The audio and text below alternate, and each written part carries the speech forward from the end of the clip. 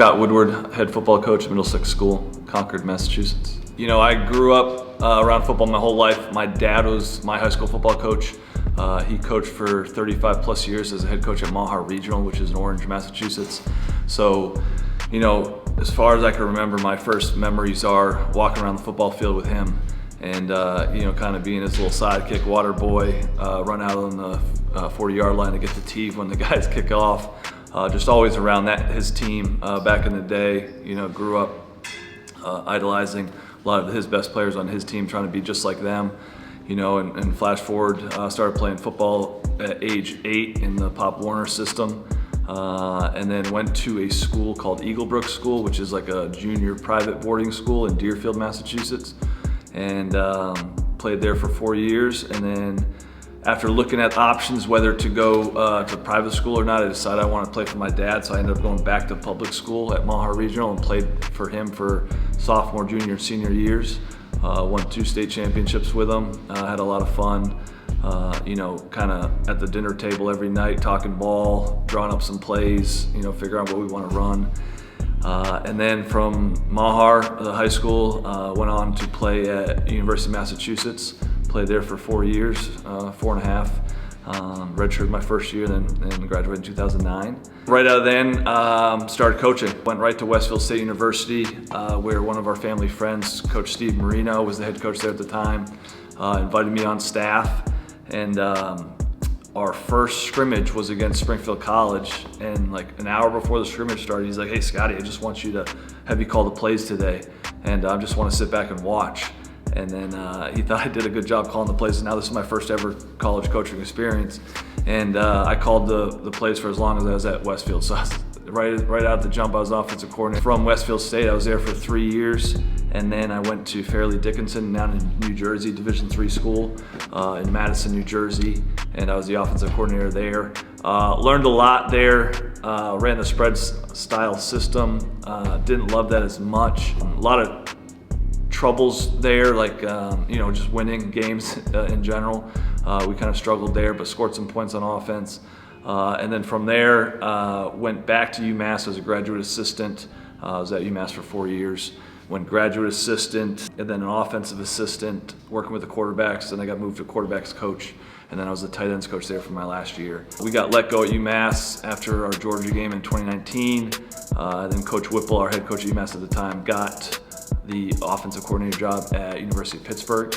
He brought me along with him as an offensive assistant right there with working with the quarterbacks. You know, was there working with Kenny Pickett, and then left there once my buddy Liam Cohen got the offensive coordinator job at University of Kentucky. Went there to Kentucky for 3 years and coached the wide receivers. Got let go at Kentucky, unfortunately, but that's what led me to this job here. Kind of took a step back and talked to my family and my wife. This job came up at the Middlesex School, and the more we looked into it, the more we thought it would be the right fit for us. At Kentucky, you know, my son was born March 17th on St. Patty's Day. I think that was a Saturday, you know, and then Monday I was in the office. You know, the next week I was on the road recruiting. So I didn't get to see my son grow up as much as I wanted to, you know, be there a part of his life. You know, and now we have a daughter now who just turned 1 in December. And I'm like, I always tell my wife, I'm like, I don't remember James doing this. She's like, yeah, because you didn't see it because you weren't home, you know. So that kind of hit me a little bit, right? So this move's been great for us. I see my family every day. I eat breakfast, lunch, and dinner with them if I want to. You know, they're around. James is around always. He's, you know, my little minion to my side. Can hang out in the office with me. Can, you know, wherever he wants to go, he goes. So he's kind of like the mayor of Middlesex around here at 3 years old. So the fun part about it is running your own show. You know, being the boss of yourself in the program, and all the decisions are your decisions. You know, that's finally something that I've never had before. And it's made me a lot better coach. You know, I've enjoyed the aspects of, you know, I've always been an offensive guy, you know, and I've really dug down into learning defense, learning special teams, doing all that. And it's made me a much better coach. It's made me realize, you know, the other 2 parts of the game that I've never really focused on before, you know, and it's been fun that way. And teaching the kids all aspects of the game, you know, having the ball in my hands, you could say, is just, you know, fun for me. You know, and I'm a competitive guy, right? So all these decisions I make on a daily or weekly basis during the season, out of the season, lead up to one thing, right? And that's to win football games and teach these kids how to be great young men. And I used to do that at a smaller level in college, right? I was, whether I was a position coach or a coordinator, it's only as a position, it's 12 guys, or if it's a coordinator, it's half the team. But here, really focus on the whole team and their success, and want to see them develop from a freshman all the way through senior. I originally came to Middlesex for the academics. That's why I came here. And I had never played football before I had gotten to this school. I came here as a tennis recruit, actually. But I valued the academics coming in, and that's why I originally went to Duxbury Public School, and that's why I left, was to pursue that higher academic rigor.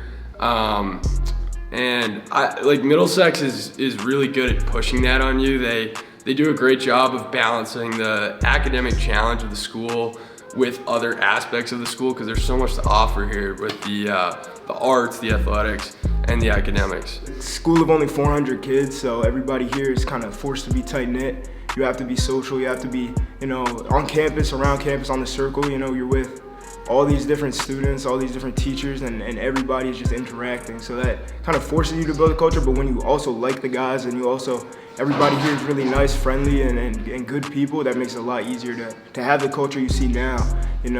I just go to my classes, the coaches here, Coach Woody, you'll see him in the dining hall, you'll see him everywhere around campus, you see all your friends around campus, and these guys are gonna go to battle with you on Saturdays and throughout the week as well. Why did you end up at Middlesex? Honestly, I would say a big contribution is to Woody. He talked about how he wanted to change the program. When I was researching the school, I've seen the not very successful past they've had. But when Woody came in, he talked about how he wanted to change the program, as he said, a new regime. And somehow that resonated with me a lot. So I said, I'm gonna take a chance on this school. I didn't really know nothing about the school. So I said, let me come down to this school, and it worked out for the best. Well, initially, I came in as a lacrosse recruit, but I wasn't gonna give up football. I'd been playing since 4th grade. So I have loved the game my whole time playing, and I wasn't gonna give it up. And part of the reason why I came here was just Middlesex is a community where you're surrounded by people who strive to be the best at whatever they're doing, whether it be in the classroom, on the field, in the arts, whatever. So that's really the biggest reason why I came here, was to just be surrounded by people who would push me to be the best person I can be. Once I actually got here, one of the biggest challenges I found was kind of balancing everyday life. At my previous school at Norwood High, I would just be able to breeze by, and it wasn't really hard at all, and I would just be the best I could. But then here I came and I was immediately challenged, and all my teachers pushed me, my coaches pushed me, and it was just kind of hard to find that balance. But then with the people like me and Luke, my sophomore year, the first couple weeks of school, we would go to the library almost every night, and we would just either study or study football, and that was a good time. So just having those people and friends around you to kind of help you was awesome. When it was even before I got onto campus, I was still living in Kentucky, and I was trying to learn about the players that I'm inheriting, right? And the previous staff here did a pretty good job at recruiting some good guys, so I had some good players to work with. And I remember thinking hey, I'm taking this private school job, some of these kids here, or most of these kids here are gonna be soft, I'm gonna have to teach them how to be tough, all that. And then I turned the tape on, and a few of our best players are the hardest hitting dudes, and it was good to see, great to see actually. I was finally, then I was all right, I can work with these guys, when I first got the huddle login. But then I sent everyone a questionnaire, and it kind of really opened my eyes. And one of the questions I asked them was, what 3 goals do you have for the season, whether it's individual or team oriented? And more than half the responses I got back was hey coach, we just want to win some games. We want to go 500. And I was wow, that's, from the past few years really, didn't set them up for success, and they're just begging to win games rather than, hey coach, I want to win a championship, I want to go to a bowl game. And so the first thing I had to do is make sure these guys believe that they can, in themselves, that they can do it, and give them confidence. And that's really truly the only focus I really had right when I first got here, was work on their confidence level and belief in themselves. Because we had good players, we had a good team, and I think Before I got here, they won 3 games in 3 years, or 4 games in 3 years. And then my first year here, we won 7 games. Like you said, 7-2 bowl game, Woody's first year. We really went into that season with a chip on our shoulder because the previous year we went 2-6, so that was totally flipped on his head. And we went on to that season with a huge chip on our shoulder, just trying to see it through. We didn't really have anything to expect, right? And people didn't really expect much of us, and we kind of used that to motivate us through our season, winning against Berkshire in the bowl game, and that was huge for our program. We couldn't get it done the second year, but I'm confident in this group of seniors coming up that they're going to continue to light that torch and keep it going. So let mercy come and wash away what I've done. I'll face myself to cross out what I've become. Erase myself and let go of what I've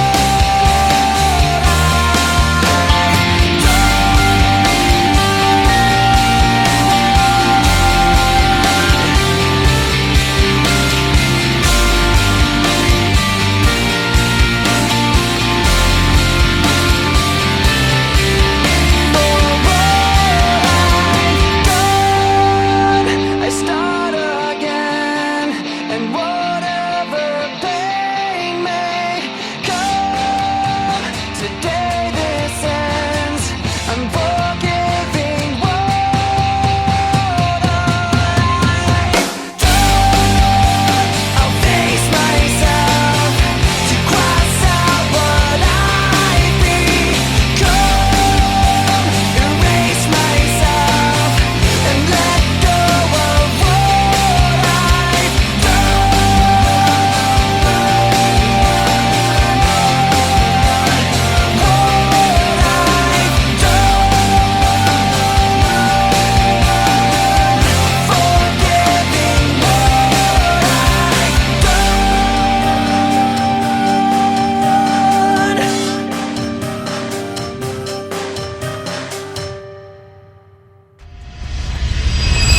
One of the things that brought me here was, when I met with Bessie Spears, our head of school, right, and I met with Craig Nigerian, our AD. They're both new here. They're here a year before I got here, right? But one of the first thing Bessie did when she got here was she put that plan into place for the new athletic center, right? So that just tells me her investment to athletics here is important, And Craig came from Catholic Memorial as the AD, which obviously wins state championships every year in football, basketball, whatever sport, right? So he knows how to get it done at this level. So that was 2 big important pieces, for me to, all right, really look back at, like, is Middlesex invested in this, or or do they just want somebody to supervise the football program? If that was the case, I wouldn't be here. They really showed me that they're invested in this thing and they want to take this to, Bessie told me, she expects me to win championships here. So, and that's what I'm going to try to do each and every year. And with the new facility, obviously we can put our money where our mouth is now and say, this is what we got. And, we're in the NEPSAC overall level of football. There's Class A, Class B, Class C. We're Class C right now, but in the future, I'm trying to move us up to Class B in the near future to compete at that level, and then see what we got. But we got to get great kids in here that love football and can really help turn this place around. What do you find the most joy out of when it comes to coaching? Honestly, it's those moments where it starts to click in the athletes, right? So you might tell them something and they like, oh yeah, and they go out there and you're like, I just told you this, right? And you have that same conversation a couple of times, and then one day they turn around and they come up to you like, Coach, you remember when you said this? And I saw it now. And then from there, just a process. So really seeing that development. And that's one of the reasons why I even decided to come to Middlesex. I got a job here in admissions, so one, I'm able to open doors for people and give them opportunity to come to a school like this where there's so many resources and so many great people that'll help them on their journey. But Coach Woody talked about development on his football team, and he wanted to, we're a small school, but we play against some real football powerhouses here and there, so we're really trying to take a group of kids who might not be football guys and really turn them into a team that can go out there and compete and win and have fun and really learn more about life through the game of football. It's been awesome, like the journey, especially the last couple years when you really start to see that development and really start to see that growth. And Middlebury has always kind of just been, my whole mom's side of the family went there. My uncle was a football captain there. So it's been in the family, and I don't know, I'm super excited about what they've got going on there. They value the person, very similar to Middlesex. Middlesex preaches like we accept people that are gonna make this community better. And that's a very similar message to what they have in Middlebury. Right after I committed, good off-season, spent time talking. I went to Juice's camp, went down to Tulane. I love the culture down there. Coach left. That just threw a wrench in things a little bit. Had to focus on our season though, Middlesex football. So, got my head right in that space. Decided to stick it through with Tulane because the culture that's over there is something special. Just because the head coach left, the body, everything underneath is staying the same, and just the culture that's been built there staying the exact same. So I thought it was good to stick it out with them and ride it through. Favorite parts of football while I was here, it's obviously the wins. The first season we didn't have too many, but I remember we played St. Mark's under the lights at home, and it was raining, and it was a great game. The whole school showed out, and that was awesome. And then just all the little things, playing Take Me Home Country Roads on the way back on the bus rides. I'll never forget that. Just all the little memories with the guys in the locker room, messing around, out at practice, after practice, getting extra reps. Even just in the hallways, like you see a guy who's a freshman, you say what's up, getting ready for practice later in the day. So just all those little things, I don't think I'll ever forget those. For me, if it goes as far as college, it goes as far as college. If it goes to like CFL, NFL, XFL, who knows, where far it will take me, I will be satisfied. Being here at Middlesex, it gave me a very different experience. I'm the first in my family to ever study abroad. So I get to show all my people back in Canada that it is possible to be down here. You can come down here and you can succeed. So I want to show, like I said, I want to get into coaching. I want to show the next generation that it is possible. You just have to have the work ethic. You have to put the work in all the time and just have a group of people that you want to be around 24/7. So I always think back to my first day on campus here. I was wearing a polo, khakis, and dress shoes. And we got here for preseason, and Woody made us run 1,000 hundreds. So even though that was probably one of the hardest days of my life, I really fell in love with the team that day. I fell in love with how everyone pushed themselves and the culture. And even if half the team threw up, I noticed the electric excitement with the upcoming season and the new regime, as Jordan said. A lot of guys, it's always D1 or bust. But honestly, here at this school and in this region, D3 is a really honorable thing to do, and the competition is just as good as D1 at some points. So being able to play football as well was such a huge thing for me. When I came here, I wasn't ready to give it up. I love it so much, so I'm just looking forward to it. This season, I'm really trying to focus on getting to M2 more, getting in the weight room more. We have a great new program that's set up. And I think a lot of the younger guys see that impact too, when they see people getting on the field and maybe who aren't the biggest, aren't fastest like myself. That motivates them too. So I'm really trying to set an example by working hard and showing that, I didn't come in as a football guy. I played in middle school kind of as a joke.